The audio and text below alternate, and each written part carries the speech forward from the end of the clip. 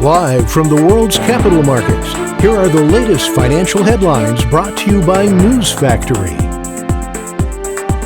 Hello and welcome to Thursday's Daily Financial Digest. And here's what's making the headlines in the markets today. The Bitcoin-dollar pair exploded 1.3% in the last session. According to the CCI, we are in an overbought market. The euro-dollar pair fell 0.8% in the last session. According to the stochastic RSI, we are in an oversold market. The pound fell 0.9% against the dollar in the last trading session.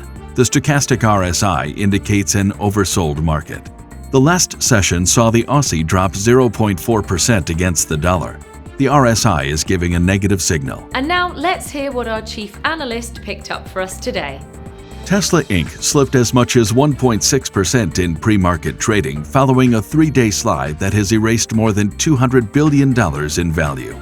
The European Union will extend permission for securities clearinghouses to Britain to continue serving customers in the bloc after June next year. The U.S. securities regulator has halted registration for two digital tokens offered by Wyoming-based American Crypto Fed DAO LLC, accusing the company of providing misleading information to investors in regulatory filings. Those were today's major economic events. And now, moving on to world financial headlines.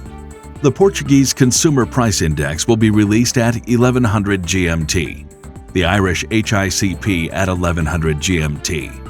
The UK's manufacturing production at 0700 GMT. The UK's gross domestic product will be released at 0700 GMT. Australia's employment change at 030 GMT. Australia's unemployment rate at 030 GMT. We hope that you've enjoyed Thursday's Market Outlook.